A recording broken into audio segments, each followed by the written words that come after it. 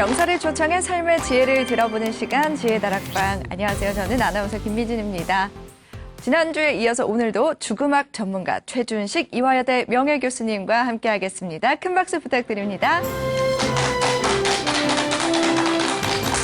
교수님 안녕하세요. 네, 교수님 한 주간 잘 지내셨나요? 네, 안녕하셨어요. 네. 저도 지난주에 그 강의를 듣고 나서 교수님의 책을 한번 읽으면서 정리를 한번 해봤는데요. 네. 죽음과 사후생에 대해서 지난 시간에 말씀해 주셨는데 오늘은 어떤 강의를 준비해 주셨나요? 오늘은 이제 그 인간의 죽음이나 삶에만 국한되는 게 아니고 이게 참 그런데 우리가 수많은 생을 사는데 그 수많은 생에 그 관통하는 법칙이 있어요. 카르마 법칙이라고. 네. 이거에 대해서 한번 얘기를 해볼까 합니다. 아, 카르마. 사실 이 카르마라는 게 좀 생소하신 분들도 계실 것 같아서 이 카르마가 뭔지 간단하게 정의를 좀 해주시면. 곧 강의에서 할 건데. 아, 그렇군요. 이제 학습 의욕이 많으시네. 네. 카르마는요, 정확히 따지면 원인을 얘기를 하는데 이걸 한자로 번역을 할 때 업이라고 번역을 했어요. 업. 네. 우리가 어떤 행동을 하면 세 가지인데 우리가 행동을 하는 것, 그다음에 입으로 말하는 것, 생각하는 것까지 모두 업으로 돼서 그게 까르마가 돼서 저장이 돼요. 그게 나중에 이제 결과로 발현이 되고 그런 거에 대해서 얘기를 합니다. 아, 그러면 오늘 카르마에 대해서 자세하게 알아볼 수 있는 시간이 될 것 같은데 카르마에 대해서 책도 쓰시고 또 강연도 할 정도로 중요하게 생각을 하시고 계시는 것 같은데 카르마에 좀 관심을 가지게 된 계기가 있을까요? 그거는요. 제가 항상 나가 도대체 어떤 사람이고 나는 왜 이런 환경에 태어났고 왜 나한테 이런 일이 생기고 이제 누구든지 다 겪는 거 아니에요. 맞습니다. 근데 그걸 어떻게 설명할 거냐 이게. 거긴 제가 보니까 한 대체로 세 가지 정도 설명이 있더라고요. 네. 사람들이 가장 많이 얘기하는 게 모든 건 신의 섭니다. 그렇죠? 이제 유신론 종교에서. 그다음에 불교나 힌두교처럼 모든 건 내가 만든 거다. 그게 이제 까르마 법칙이에요. 세 번째는 아무것도 없다. 그냥 모든 건 다 우연이고 그냥 막 생기는 거다. 이렇게 얘기하는데 제가 보기에는 이 두 번째 설명, 까르마 법칙이 가장 합당하더라고요. 네, 그래서 계속 관심이 있었고 또 불교의 기본 법칙도 이제 까르마가 되어 있습니다. 네. 오늘 그거 말씀 좀 드리려고. 네. 카르마가 우리 삶에 어떤 영향을 미치는지 또 앞으로 어떻게 영향을 미칠 수 있는지 잘 들어보도록 하겠습니다. 오늘 강연 큰 박수로 청해 듣도록 하겠습니다. 박수 부탁드립니다.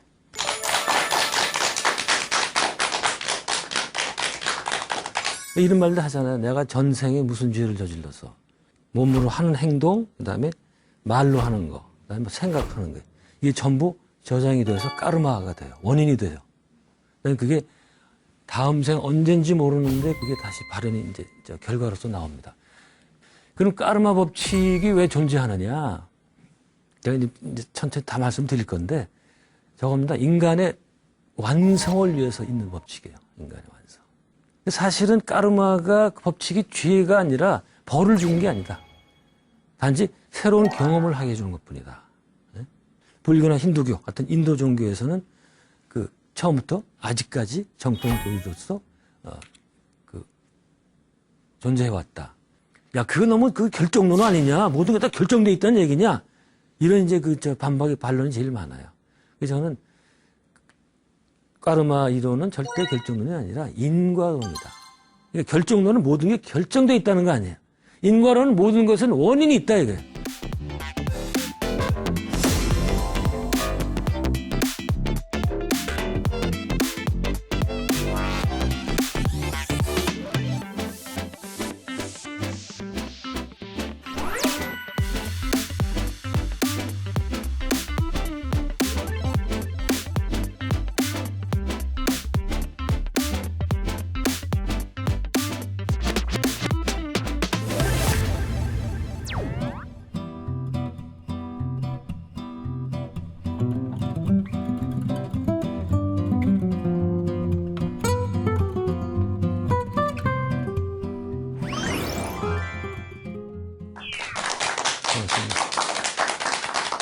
네.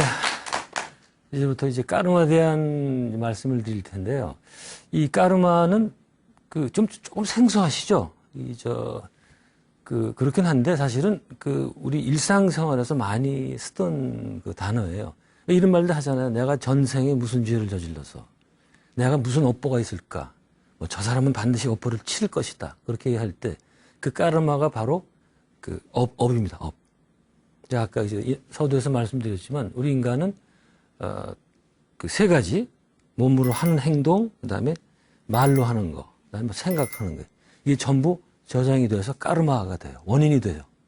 그게 다음 생 언젠지 모르는데 그게 다시 발현이 이제 결과로서 나옵니다. 그래서 우리가 이제 까르마 법칙을 인과의 법칙이라고 얘기를 하거든요. 근데 여기서 이제 까르마는 인에 해당되는 것이 원인이고, 그다음에 과는 비파카라고 그래서 산스크리트 말로 비파카. 그래서 까르마 플러스 비파카. 그래서 인과의 법칙이라고 얘기를 하는데 그냥 단순한 인과의 법칙이 아니고요. 여기에는 반드시 도덕적인 게 들어갑니다. 이게 굉장히 중요해요, 이게. 쉽게 얘기해서 남을 해치면 안 돼요. 어떤 방법으로든지 간에. 그래서 그런 의미에서 도덕적이다 이렇게 얘기를 합니다. 이 법칙은 그 힌두교나 불교에서는 보편적인 법칙으로 되어 있죠. 벌써 불교가 태동되기 이전에 힌두교에서 이런 그 법칙이 발견이 되고 설파되기 시작을 했습니다. 그럼 까르마 법칙이 왜 존재하느냐?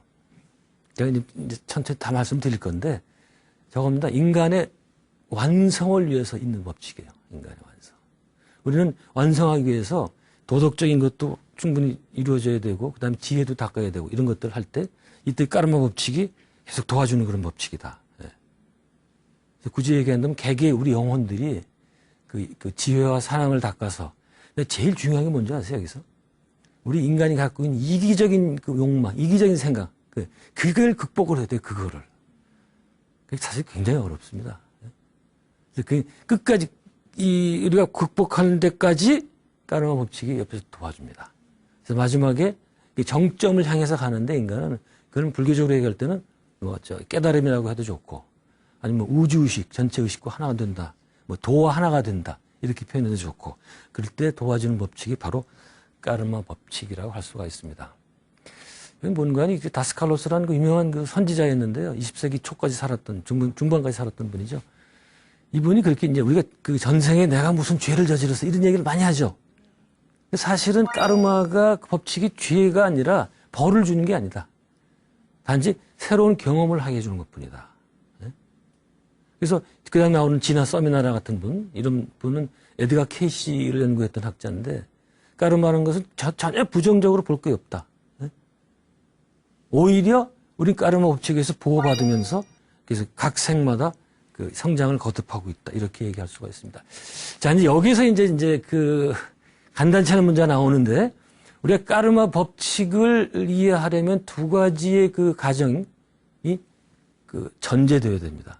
첫 번째, 인간은 영혼이 있어야 돼요. 그죠? 그 영혼은 어떻게 됩니까? 두 번째죠. 인간은 환생해요. 수많은 생을 거듭하는데 그 거듭하는 주체가 영혼이다. 예. 이렇게 얘기할 수가 있습니다. 또 이제 이런 얘기하면 또 불교도 쪽에서 반박이 들어와요.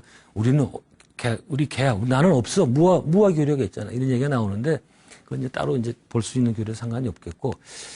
자, 여기서 여러분들 나한테 지금 영혼이 있다고 믿으세요?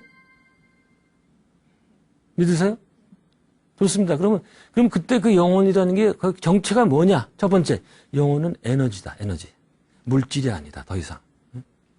두 번째, 영혼은 지금 여러분들 다 느끼고 생각하고 그러고 있죠? 똑같이 영혼도 생각을 한다. 그러니까 자의식, 자기의식이 있다. 의식이 있다는 얘기예요. 죽으면 다 꽝인 것 같아요. 요거는 이제 우리 전주구 강의를 들어보시면 알아요. 전혀 그게 아니고 죽어서도 똑같은 의식이 그대로 잔존한다는 거예요. 이게 이제 어떻게 가능한 건지 그 다음 보기로 하죠.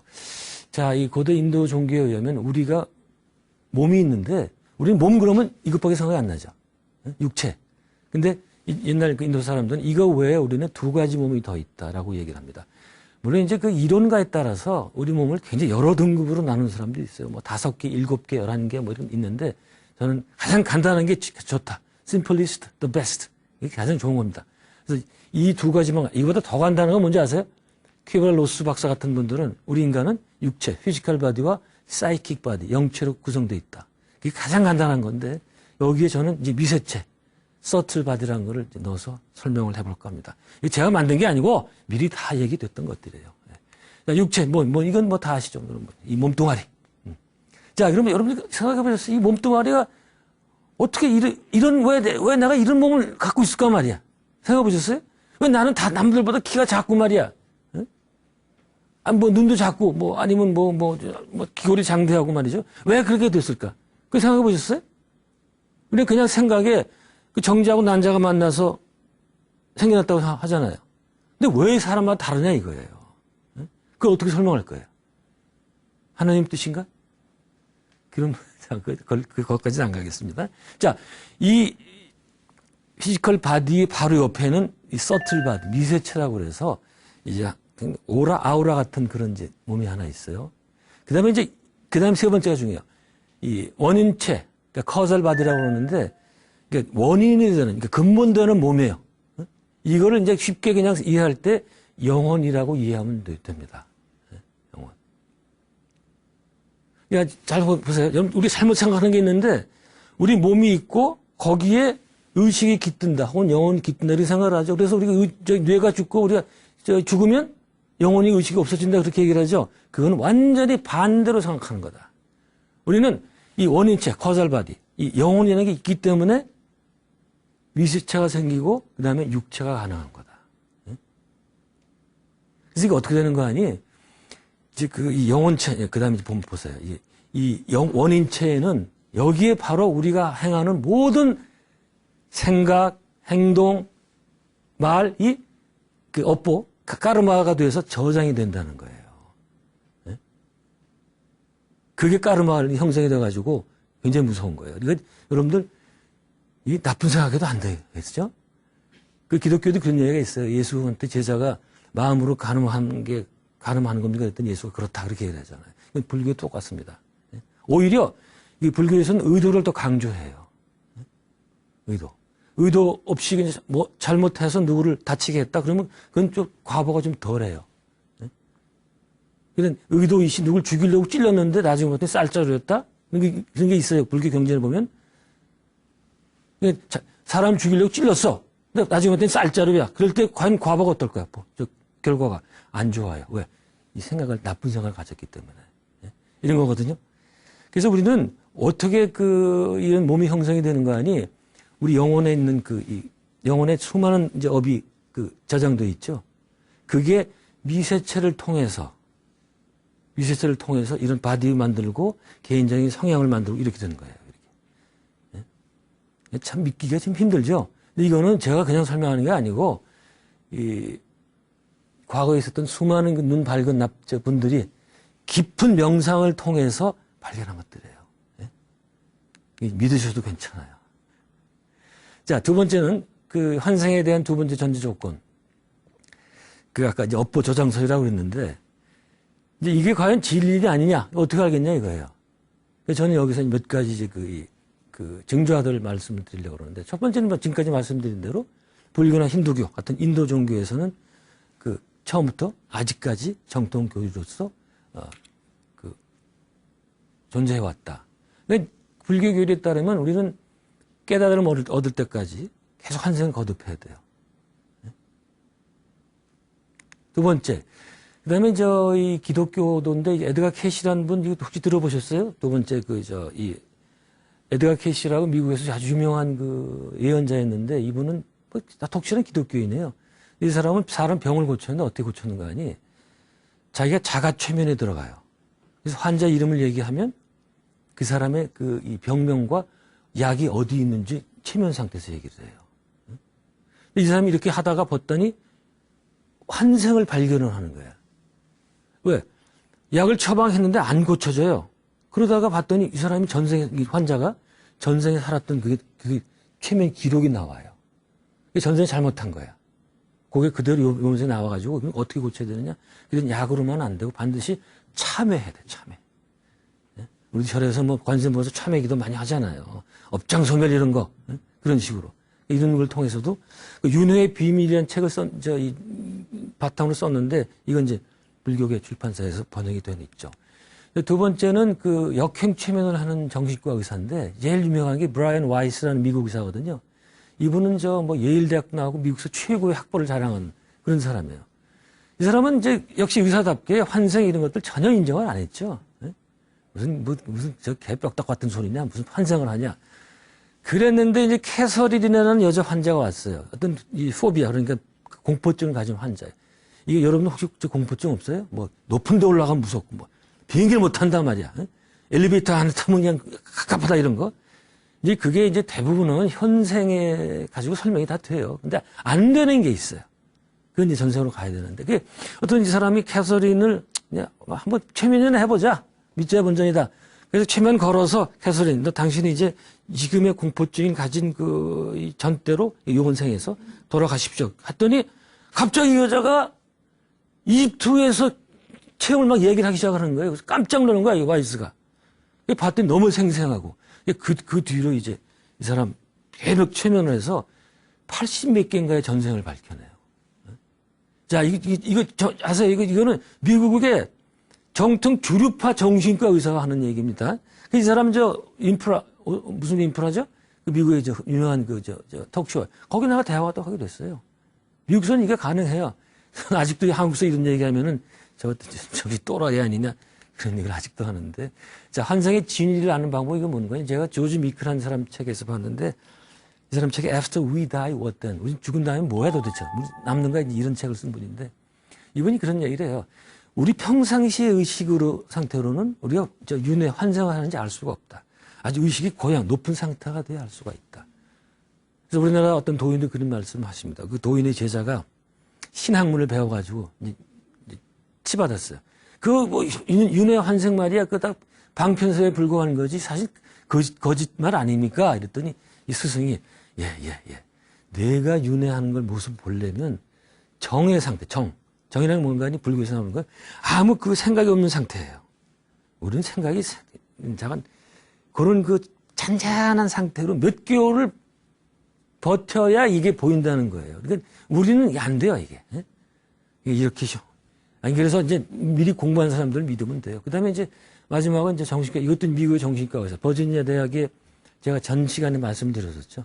정신과 의사를 했던 이안 스티븐슨 박사인데, 얘는 멀쩡한 주류 대학의 이제 유명한 교수인데, 40년간을 그 전생 연구를 했어요. 특히 아이들, 전생을 기억하는 아이들에 대한 연구를 해서 엄청난 연구 업적을 이제 쌓았죠. 물론 이분에 대한 반대론도 많이 있습니다. 제가 40년 동안 해서 제가 저작은 거의 다 봤어요. 굉장히 꼼꼼한 그런 연구를 해왔더라고요. 이런 걸 통해서 알 수가 있겠다. 예. 근데 이제 양반은 끝까지 전생은 존재한다 이런 얘기는 안 해 또. 자기가 이제 학자라고 그래가지고 이 양반은 뭔가 이 전생이 아니면 설명할 수 없겠다 이런 정도만 얘기하더라고요. 이제 여러분들 믿으신 대로 자, 그 한생을 왜 하느냐 아까 말씀드린 것처럼 업보탕 계속 이 원생을 왜 나왔느냐 두 가지예요. 그 어떤 일정한 까르마를 소멸하기 위해서. 왜 불교 가서 보면 뭐 업장소멸 뭐 금강령 1만 독하면 업장소멸된다 이런 얘기 나오잖아요. 업장소멸 기도도 하고 그거예요, 그거. 근데 업보가 뭔지 모르잖아요. 금강경 읽는다고 그게 뭐 얼마나 만에 소멸이 되겠어요. 정확히 알아야죠. 아, 내가 요번 생 업은 무엇인가, 요번 생 풀어야 될 업은 무엇인가. 그래서 그걸 통해서 우리 끊임없이 성장을 하게 되고. 그러니까 이렇게 생각하시면 돼요. 여러분들이 이번 생에 나신 이유 뭐다? 숙제가 있어. 다 과제가 있어. 누구 다 달라, 이거는. 네? 여러분 오신 김에 생각해 보세요. 네? 어떤 자기가 업보가 있는가. 그 다음에 자기가 가장 좋아하는 내가 좋아하는 일이 있어요. 이번 생에 해야 될 일. 네? 소명받은 거, 이런 거. 그래서 그런 일을 찾아내야 돼요. 까르마 법칙이 다 그 안에 이제 이런 것들을 정보를 저장하고 여기 옵니다. 와서 딴짓하면 안 돼요. 네? 인생 허비하는 거야. 딴짓하면 어떻게 얼마 알 수 있다? 여러분들이 무슨 일을 하는데, 이거 내가 꼭 이런 일 해야 되나? 이거 뭐, 참, 해도 그렇고 안 해도 그렇고, 이런 일은 그거 자기 일이 아니야. 근데 자기가 정말 이번 생에 할당받은 일을 한다면, 까르마에 의해서 한다면, 그런 일은 어떤 거 아니야? 아무 의심이 안 들어요. 너무 즐겁기만 해, 그냥. 예? 그런 일 찾으셨어야지? 아직, 찾으면 돼요. 예? 찾으면 돼. 근데 문제는 이제 이런 걸 다 잊어버리고, 여기 태어나가지고, 온갖 이 오역적인 거, 권력, 돈, 명예, 성 빠져가지고 그냥 이러다 나 그냥 가버리는 게 대부분 아니에요. 제가 그게 안타깝다는 거죠. 네. 자, 그다음 문제는 이제 제가 이런 까르마 법칙을 얘기를 하면 야, 그거 너무 그 결정론은 아니냐? 모든 게 다 결정돼 있다는 얘기냐? 이런 이제 반박의 반론이 제일 많아요. 그래서 저는 까르마 이론은 절대 결정론이 아니라 인과론이다. 그러니까 결정론은 모든 게 결정돼 있다는 거 아니에요. 인과론은 모든 것은 원인이 있다 이거예요. 여러분들 살면서 이상한 일을 많이 겪죠? 아직 젊은 분들이니까 덜 겪었나? 오래 살다 보면 별게 다 생겨요. 내가 왜 이런 일 겪지 이런 거? 근데 거긴 분명히 원인이 있다. 그 원인이 뭔가를 알아서 풀어내야 돼요. 원인이 모르면 더 일을 벌이지 말고 조용히 가면 됩니다. 그래서 저는 이게 이제 무슨 어떤 사안을 얘기할 때 이게 결정됐냐 뭐 이런 걸 얘기해. 이게 결정이냐 자유의지냐. 인간은 물론 자유의지가 있어요. 이렇게 이분으로 볼 게 아니라 사안별로 봐야 되겠다. 어떤 사안은 다 결정된 게 있어요. 또 어떤 사안은 자유의지가 상당히 부여되는 바가 있고. 이거 다 달라요. 그래서 비유를 들면 내가 개예요. 개는 줄이 있잖아요. 이 줄이 묶여 있죠. 근데 이 줄이 여기밖에 안 돼. 여기 무대 여기밖에 안 돼. 그럼 여기 밖으로 나갈 수가 없죠. 그러니까 나는 요 안에서만 자유로운 거예요. 네? 못 나가는 결정돼 있고. 근데 이런 식으로 사안별로 이해를 해야 되겠다. 네? 금방 알아들으시는 것 같으네 아주 그냥. 자, 이제 마지막으로 까르마 속성에 대해서 도대체 까르마는 어떤 게 있느냐, 어떤 속성을 갖고 있느냐. 첫째, 연속성이 있어요. 연속성. 그러니까 우리가 우주의 질서나 이런 데 어긋나지 않는 행동이나 생각하는 거 이럴 때는 계속 까르마는 연속이 된다. 예를 들어서 내 성격, 지금 성격. 뭐 내향적이냐 외향적이냐 뭐 이런 것들. 여러분 다 성격이 있잖아요. 그 대체로 전생과 비슷하다. 크게 달라지지 않더라고요. 두 번째, 자기 능력. 그것도 전생과 크게 달라지지 않더라. 그렇잖아요. 어떤 사람들은 뭐 어려서부터 이상한데 빠지는 오타쿠? 덕후들이 있잖아요. 왜? 어떤 놈은 맨날 새만 기르고 돈도 안 되는데 어떤 녀석은 또 그냥 열대어 같은 이런 것만 집에다가 해가지고 아버지가 골머리 썩은 거야. 이런 것들은 그대로 옛 전생께 온 거예요. 다르게 생각할 방법이 없어요. 이번 생으로 살면 안 되는 거 아니에요.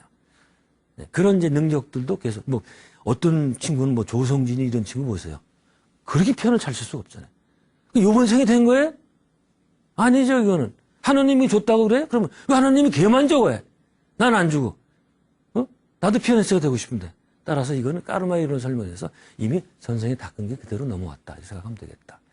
인종이라든가 젠더, 성에 대한 이런 입장들, 이런 것들 다 비슷하다. 근데 이 성은, 우리 남성, 여성은 자꾸 바뀌어서 태어난다고 하더라고요. 계속 새로운 경험을 하기 위해서. 그렇잖아요. 우리 남자들은 이 애를 낳는 체험을 전혀 모르잖아요.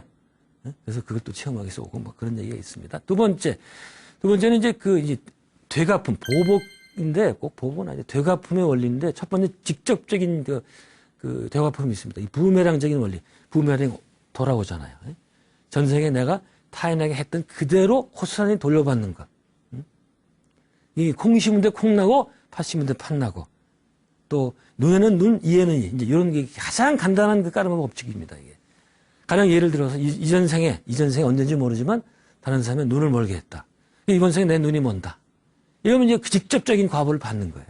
근데 이렇게 사실은 이렇게 간단치 않아요. 또 이전생에 다른 사람 돈을 갈취했잖아요. 그럼 이번 생에 어떻게 될까요? 나도 갈취당해요. 그만큼 갈취당합니다.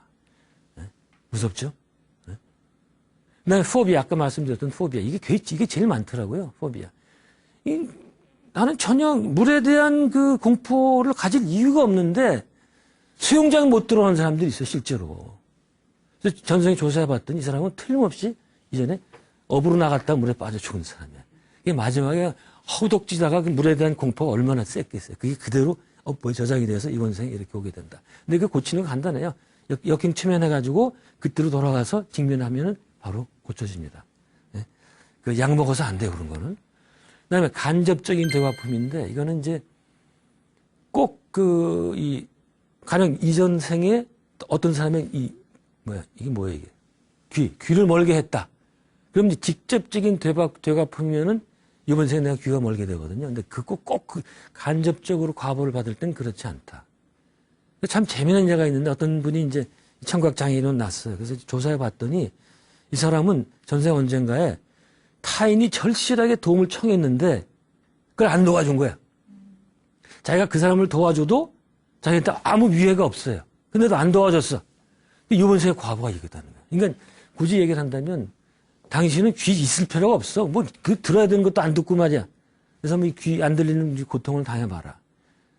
이제 카르마가 이렇게 다시 이제 궤도수정 해주는 거예요. 절대로 벌이 아닙니다. 응? 앞으로는 더 이상 그러지 말아라 말이죠. 네, 그런 거.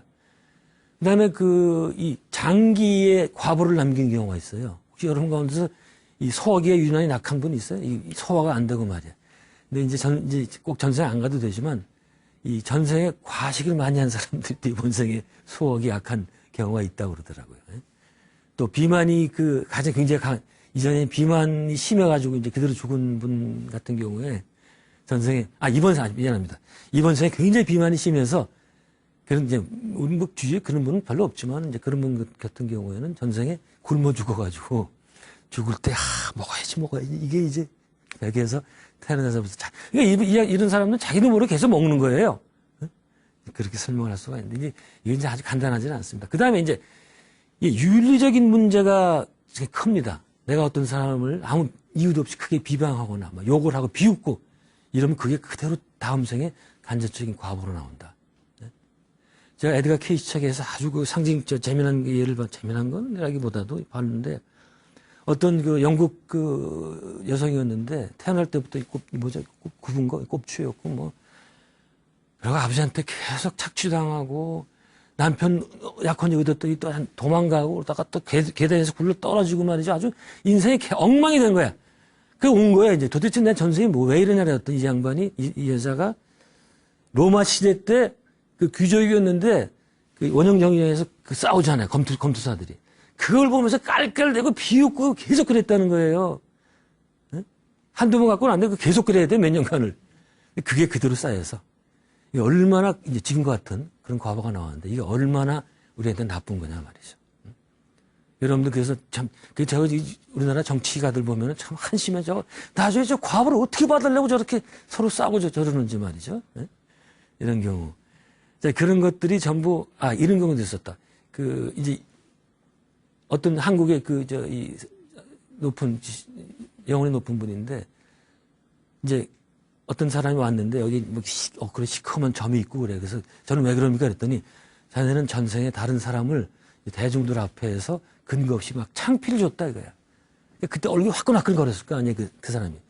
요번 내가 화끈거리면 살아봐라. 이게 다른 사람한테 계속 관심을 받는 게 얼마나 나쁜 건가.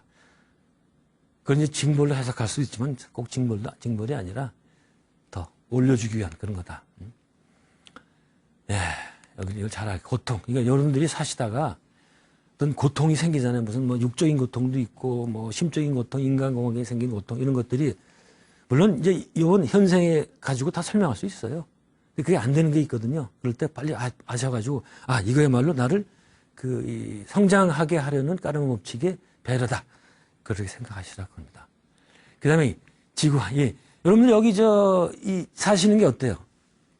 여기는 우리가 잘못 생각하는데 여기만 이 세계만 존재한다고 생각하시잖아요, 우리가. 사실 여기는 잠깐 들렸다 가는 곳이다. 지구. 여기 지구라는 게. 우리는 그래서 여길 지구 학교라고 불러요. 굉장히 고된 훈련장이에요, 여기가. 아시겠어요? 왜? 학교야, 학교. 학교에서 여러분 학교 즐거워요? 네? 즐거워보시면 한번 손 다 들어보세요. 네? 근데 그런 사람 보지를 못했어요. 그래갖고 방학식 날 얼마나 좋아해, 그냥. 방학 된다고. 그렇잖아요. 왜 좋아하시네, 굉장히. 근데 그래서 여기는 굉장히 어차피 힘든데요. 네? 그러나 우리 영혼의 성숙의 속도를 빨리 할 수 있다. 이건 뭔가 우리 생일 축하한다고 그러잖아요. 여러분 다 생일 잔치 하죠? 그래서 제가 물어봐. 야, 정말 태어나는 게 좋니, 여기? 사는 게 그렇게 기뻐? 응? 불교에서도 이게 생사고해 아니에요. Sea of suffering. 얼마나 괴로워. 근데 그게 태어나는 게 좋아? 그래서 제가 비유를 들어요. 어떤 죄수가 감방에 들어갔어. 감방에 들어간 지 1년이 됐어. 그랬더니 이 죄수가, 내가 이 감옥에 들어온 지 1년이 됐어. 축하하자. 어떤 이 멍청한 죄수가 있겠냐, 이거야. 그렇죠? 사실은 전 생일잔치 안 해요, 그래서. 근데 이건 소극적인 관점이고, 적극적으로, 까르마 법칙에서 본다면 생일날은 축하해달 날이다. 왜? 우리 여기서 영혼의 성장을 할 수 있고 행복을 찾을 수 있고 최고 기회를 여기서 잡을 수 있기 때문에 그렇다. 여기서 비베카난다는 아마 못 들어보셨을 거예요. 20세기 최고 yogi였던 라마크리슈나의 제자였거든요. 이제 뭐 30대 초반에 돌아가셔서 자꾸 환생하는 거를 염호할 것이 아니라 오히려 감사해야 된다. 굉장히 적극적인 사고방식이에요. 저도 솔직히 못하겠어요. 저도 누가 물어보면 난 정말 여기 다시는 오기 싫다. 마음대로 되냐고, 근데. 그러나 그럼에도 불구하고 감사하자. 끝까지 감사. 그러니까 감사가 아니라 그럼에도 불구하고 우리는 감사의 마음으로 갖자. 이렇게 얘기를 하고 싶습니다. 이거 자살인데 마지막으로 자살하면 안 되는 이유가 여러 가지가 있어요. 근데 이 까르마 법칙에서 관점에서 볼 때 자살은 절대로 안 됩니다. 심각한 악행위뿐만 아니라 본인에게 너무나 마이너스예요. 이게 어떻게 비교하면 되는 거 아니? 공부하라고 학교 보냈어.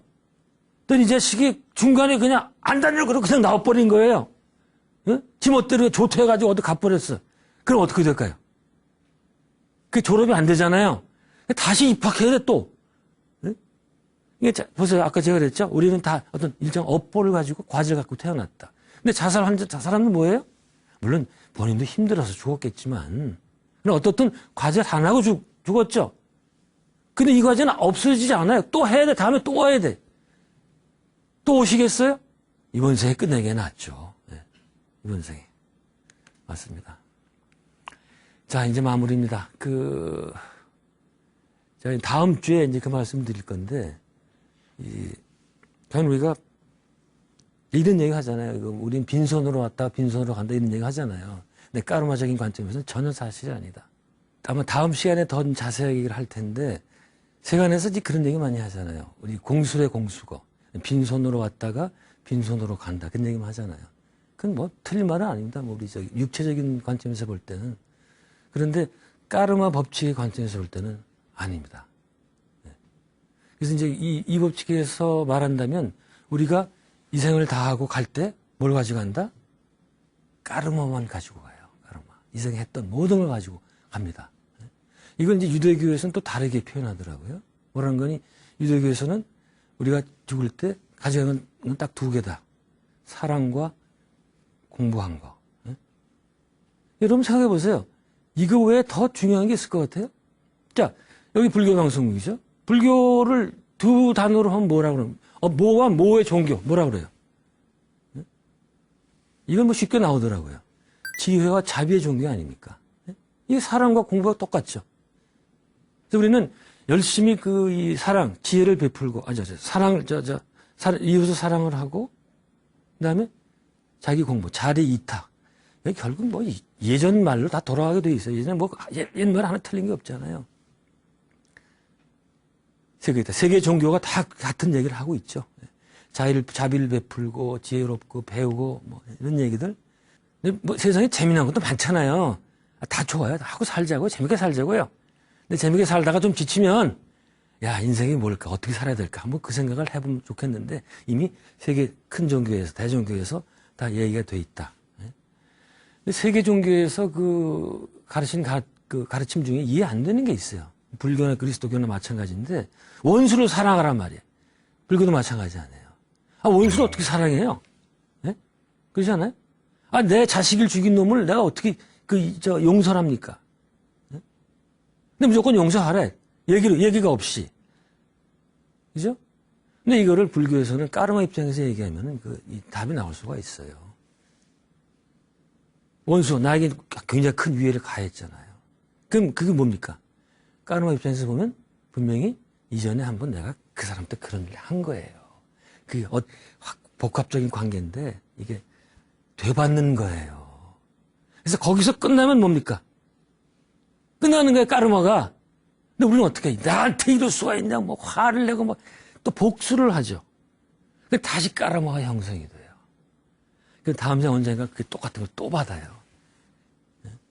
이걸 잘 몰라서 이러는 건데, 여러분들 중국 무협 영화 보면은 이런 거 많이 나와. 이제 평생을 자기 아버지를 죽인 외인수를 찾아가가지고 몇십 년 해서 만나서 한책 싸우다가 죽였어. 그 다음에 뭐라 그래요? 주인공들이 항상, 아, 통쾌후련해. 이런 사람 봤어요?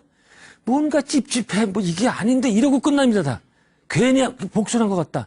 전부 그래. 제가 유심히 봤는데. 그 왜 그러냐. 이 사람 무의식에 알아요. 아, 내가 또 까르마를 또 줬구나. 좋은 일을 한 게 아니구나 말이야. 예? 그래서 이 상대방 해야 되는 이유도 그런 거다. 근데 만일 용서가 안 되죠. 어떻게 용서를 합니까? 그러면 가능한 대로 관심을 갖지 마세요. 가능한 대로. 그것도 힘들지만 카르마를 최선으로 만들어 보자. 그런 얘기입니다. 예? 우리가 이렇게 엄중하게 배울 것들이 많은데 아까도 얘기했지만 세속에 있는 것들은 이 그림자 같은 거거든요. 그림자. 예? 참, 이 마야, 불교식으로 얘기하면 마야, 허상이에요. 예? 근데 이 허상을 알기 위해서 쉽지 않죠.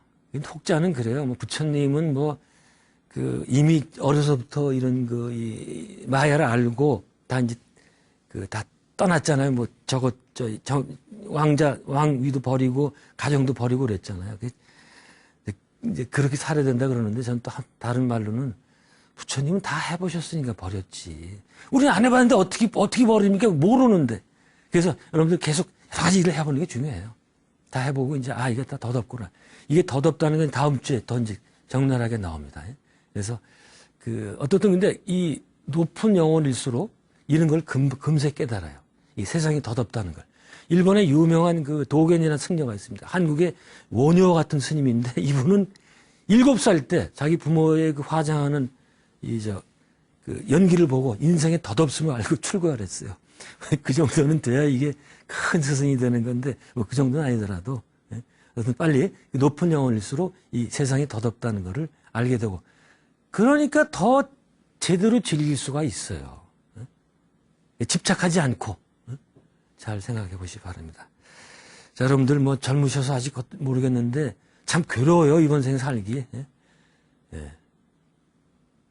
그래서 근데 이렇게 괴롭게 학교에 왔기 때문에 제발 촌각을 아껴서 이런 과제에 좀 관심을 갖고 또 여러분 이런 강의도 들어보고 또 책도 보고 이러면서 조금씩 자기의 영혼의 성장을 위해서 도모를 해 나갔으면 좋겠습니다. 자, 마지막 부탁인데요. 제가 이제 이런 강의할 때마다 제가 지금 이 까르마에 대한 강의는 방송에서는 최초입니다. 유튜브에서 조금 하긴 했었는데, 근데 여기 이게 또 가능한 게 불교 방송이니까 가능했을 거예요. 불교 기본 교류가 이렇게 돼 있으니까. 그래도 강의를 듣는 분들, TV로 보시는 분들도 난 동의 못 하겠다. 네, 이해 못 하겠다. 이런 분들이 있을까? 있는데 좋습니다. 지금 이해 안 되는 건 좋습니다. 아직 때가 아닐 수 있는 거고 이쪽 공부에서는요 이런 교리 같은 거 있잖아요. 절대 강요해서는 안 됩니다. 네? 어느 여타 종교처럼 불교는 그게 좋아요. 절대로 강요는 안 하잖아요. 네. 그러나 제 말씀이 여러분들 영혼에 뭔가 좀 울리는 바가 있다면 그게 유용하게 쓰였으면 좋겠다는 바람입니다. 네. 오늘 강의 여기까지입니다. 고맙습니다.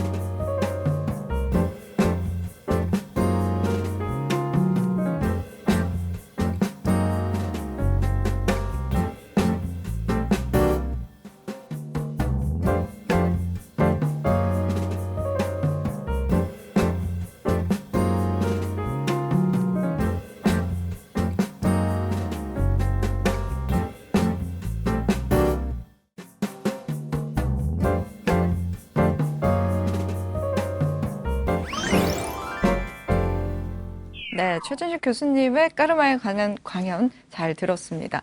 마지막에 교수님께서 이렇게 마음에 와 닿으면 네네. 생활에 많은 변화가 있을 수도 있다라고 말씀을 해주셨는데요.